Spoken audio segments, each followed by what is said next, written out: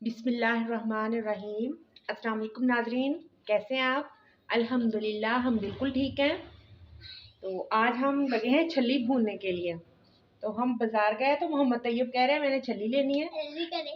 तो हमने सोचा कि क्यों ना हरी छलियाँ ले लें और ख़ुद भून ली जाए, आपको भी बता दिया जाए कि हम कैसे भूनते हैं। तो हम स्टार्ट करते हैं छल्ली भूनना। ये ऐसे छिलकों समेत ही छल्ली जो है इसको मैं चूल्हे के ऊपर रख दूँगी।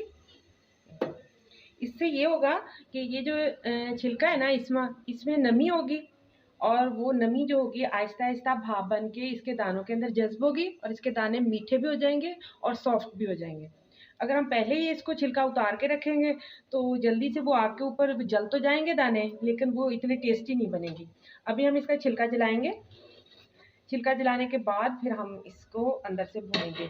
आप देखिएगा बहुत टेस्टी बनती है। जब छिलका उतारेंगे ना तो अंदर से भाप निकलेगी, पता चलेगा कि ये छल्ली ऐसे भुनी जाती है। तो अक्सर और ये बहुत मज़े की लगती हैं, आप भी ज़रूर ट्राई कीजिएगा।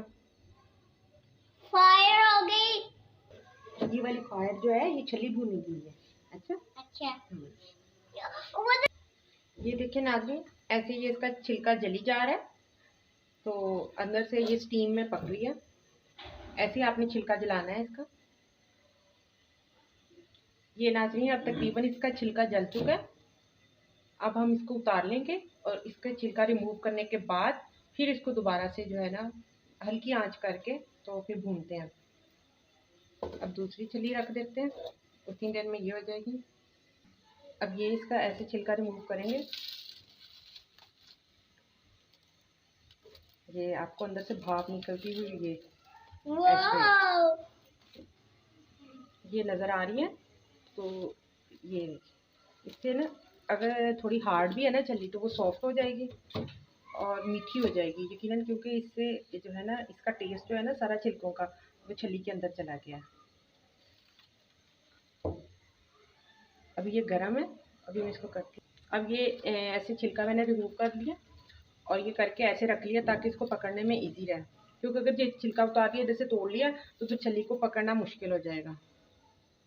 तो अब हल्की आंच कर ली है, हल्की आंच के ऊपर इसको मैं ये रखती हूँ। अब ये हल्की आंच पे भून रही हूँ। तकरीबन दाने तो पहले ही पक चुके थे स्टीम में। अब ये इसको हल्का हल्का ऐसे जो है ना इनका कलर भी चेंज हो जाएगा। ये तकरीबन ये देखें बिल्कुल कोयलों वाला जायका है इसका, जैसे कोयलों पे भुनी होती है।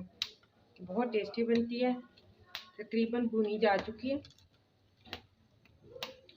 अब हम इसका छिलका अलग कर लेंगे। ये इधर से थोड़े दाने ये कच्चे हैं तो हम इनको भी थोड़ा सा भून लेते हैं। अब ये देखिए ये हमारी मुकम्मल भुनी जा चुकी है। चलिए ये इधर से भी हो गई, ये इस साइड से ये देखिए ऐसी थी लेकिन अब हो गई है, ये पक गई है, कहीं से भी कोई दाना कच्चा नहीं है इसका।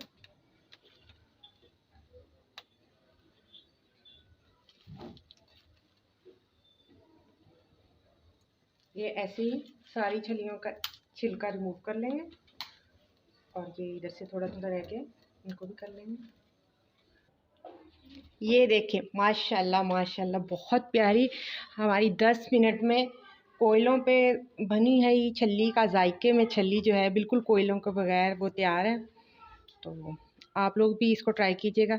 कोई कोयले नहीं यूज़ किए, कुछ नहीं किया आपके सामने और टेस्ट वही है जो कोयलों पे भुनी हुई छल्ली का होता है, बिल्कुल वैसे ये भुन गई है और बहुत ज़्यादा लजीज और टेस्टी है। इसको ज़रूर ट्राई कीजिएगा, इंशाल्लाह आपको हमारी ये रेसिपी ज़रूर पसंद आएगी। आज के लिए इतना ही, अल्लाह हाफिज़।